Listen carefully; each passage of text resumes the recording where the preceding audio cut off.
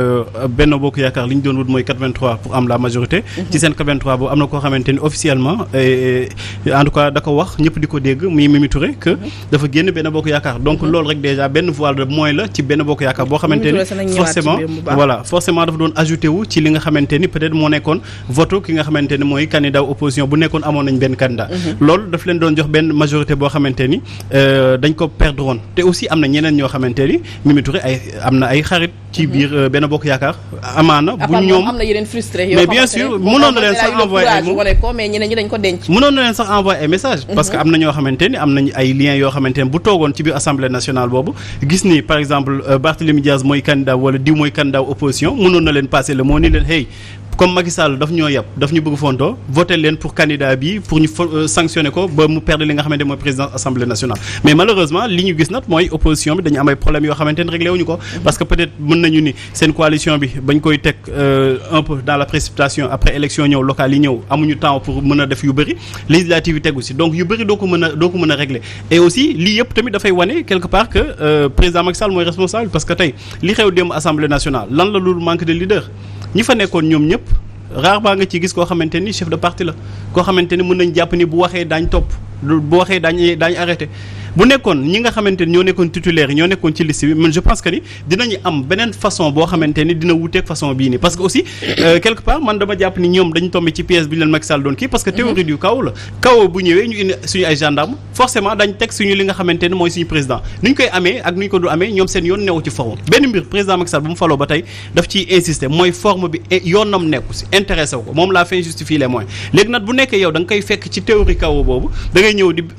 nekk di def yenn mbir yoo xamante ni amaana moom loolu la doon xaar ci yow parce que ki nga xamante ni xam na texte yi bu koy violer de manière flagrante li muy xaar ci yow mooy nga réaction boobu nag bu disproportionné après moom dafay mujjee def li nga xamante ni peut-être moom mooy yoonam en quelque sorte su ma comprendre li ngay expliquer c'est parce que ils sont pas du tout expérimentés ci côté bi comme ñu bari ci ñoom c'est la première fois ñu daal dugg ci li nga xam ne mooy magistrat assemblée nationale est-ce qu'ils n'ont pas aussi pêché ci côté boobu noonu. waaw man dama jàpp ni sama xalaat la que ni ñoom ñi ngi toppoon ci irrégularité yi ba xooluñu li nga xamante ni moom moo nekkoon en jeu Macky Sall démb perdroon na assemblée nationale ba ñu nuwee kii mooy seen candidat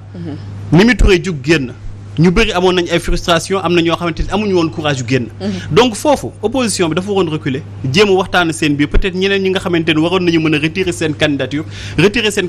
comme ça ñoom bu ñu amee benn candidat boobu bu demee gëm naa ni bu demoon dafay doon am majorité parce que bu dalee leer ni waxtaan aussi Ahmed Aïdara tey fu mu tëye na moom il est candidat dans ce cas de figure qu'est-ce qu'il doit faire moo tax am na ñuy wax ni ku mel ni Mamadou Lamine Diallo am na benn jamono woote na leen kaay leen ngeen waxtaan moo gën lii mais bon ñu bëri luñu ko mais je pense que ni ñoom bu ñu toogoon waxtaan xoolaat situation bi xool ni dëgg la dañ leen tooñ dëgg la li ñuy def nii jaay dooleel mais am na mbir boo xamante ne bu ñu ko récupérer jaay doole boobu ak tooñ boobu day jeex mooy présidence assemblée nationale te lépp li nga xamante ni ñu ngi koy xeex nii dootuñu ko xeexet parce que ñun ñooy yor te boobaa dinañ def li nga xamante ne mooy lu texte yi wax mais malheureusement dañuy topp seen émotion dañu topp li nga xamante ne aussi dëgg la bu leen neexee ñu topp ko parce que seen yoon nañu nekk dañu topp li nga xamante ne aussi ay injustice la ñu bëgg ko réparer ci saas alors que loolu waroo ko woon réparer ci saas da nga waroon jéem a contourner parce que président Macky Sall loolu la doon xaar tegoon nañ seen ay gendarme di xaar théorie kaw bi nañ leen jaxase buñ jaxasee ñëw ni forcément dañuy voter te opposition bi li muy def mooy day boycotter Macky Sall loolu la doon xaar si ñoom te malheureusement ñoom loolu lañ def. Alors ils sont tombés dans le piège de la mouvance présidentielle l'opposition. waaw mais man dama jàpp sax ni que le premier piège bi nga xam ne moom dañ ci tombé mu fait d'avoir accepté que ay députés ay ministres siégés parce que au-delà de l'article 109 à 113 bu code intérieur. L'article 54 de la Constitution ci boppam daf ci leer nañ dafa leeral c'est-à-dire même li ñii di wax kooku ça se trouve dans la loi électorale waaw kooku ci loi électorale bi ñii di wax sax waaw Assemblée nationale muy si waaw mais maa ngi ñëw parce que ci ouverture séance bi lii nga xam ne moom le service protocolaire de l'Assemblée jàpp ni que noonu la war a tëddee mooy que le doyen d'âge mooy ñëw taw bu toogee ñu ñëw indil ko la liste nominative des députés yi nga xam ne moom le ministère de l'intérieur jébbal ne ko voilà ñii nañu considéré ñii ñooy ay députés bu weesoo loolu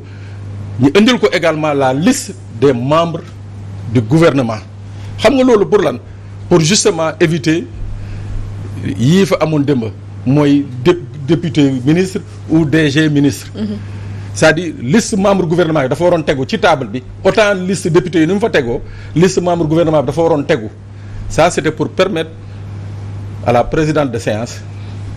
mu mën a daal di demander à cela. mais présidente de séance bi aussi il faut pas oublier qu'elle est membre de Benno Bokk Yaakaar. waaw mais moo tax nag c'est-à-dire que loolu mooy li ma doon wax démb mooy que on a pris des calculs politiques ñëw dugal ko ci le fonctionnement d'une institution de la République c'est-à-dire ay calcul politicien moom la ñu jël indi ko ci fonctionnement une institution de la République et ça moo jur justement cette cacophonie donc ce qui fait que s'il y a un premier couac bi nga xam ne man je dis que opposition bi ñoo ciy dugal seen bopp mooy voilà ce premier couac c'est-à-dire foofu il devait être intransigeant waaw intransigeant parce que tamit dans le fonctionnement de l'Assemblée il y a le secrétariat général il y a les services d'huissier et tout yi nga xam ne qui sont là justement pour faire régner justement l'administration de l'Assemblée nationale. Donc ils pouvaient faire appel à tous ces services-là yi nga xam ne qu'ils étaient présents pour constater d'abord que li séance bi waroon ubbeekoo démarré wul noonu. Ça n'a pas été fait. Ils ont accepté d'aller au vote. Le fait d'aller au vote, je crois que au bout du fil, monsieur Diaité mu ngi koy rappelé mooy que au lieu de ce qui est reconnu stipulé dans le règlement intérieur de l'Assemblée mooy les 3 bulletins nominatifs blanc, bleu et sur fond rayure blanc indiwuñu ci dara ñu indi des bulletins nominatifs blancs loolu tamit mu nekk un second problème bi nga xam ne tamit je crois que foofu ñoom it amoon nañu les moyens légaux surtout au sein de l'Assemblée parce que c'est un pouvoir très distinct de l'exécutif. Donc mënoon nañu am les moyens légaux de contester cela mais je crois que finalement il y a eu justement cette charge émotionnelle bi nga xam ne qui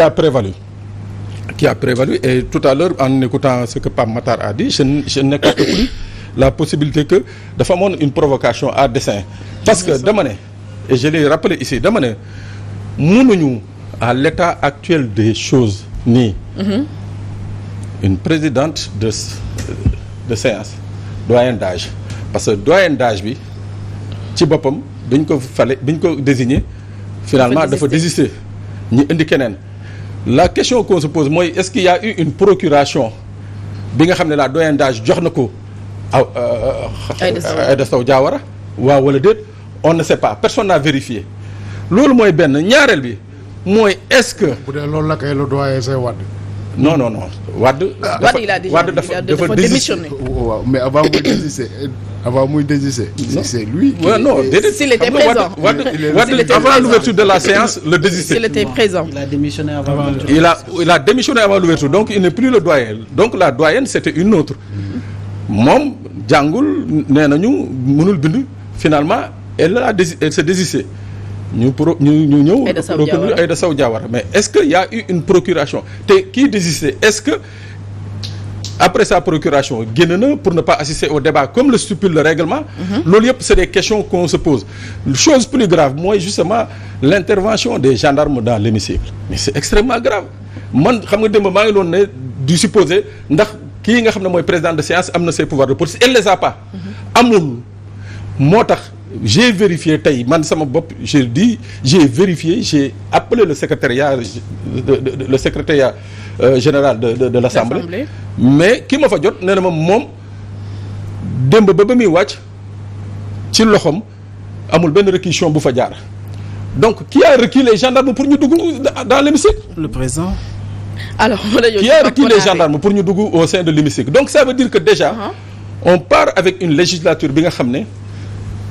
qui nous ouvre toutes les voies possibles de confrontation mooy que quelque part le jeu qui devait se faire mooy rupture bi ñu doon xaar mooy le débat serein démocratique et tout échanger et tout dafa mel ni y a une volonté nette de torpiller ça mooy que loolu du fi am mooy que li fi amoon bi ñuy am 140 députés 150 députés c'est ça qui va continuer d'être fait et si c'est pas fait on fait appel à la gendarmerie. kon dafa mën a c'est pas benn machine boo xam ne c'est déjà enclenché day continuer alors Pape Konaté gis nañu aussi démb Barthélémy Diaz ñu bari tey dañoo génn même su fekkee ni les raisons yu ñu fi évoquées par nos chroniqueurs ak yi nga xam ne les gens ont été déjà biaisés dès le début de la procédure est-ce que justifié na en quelque sorte le comportement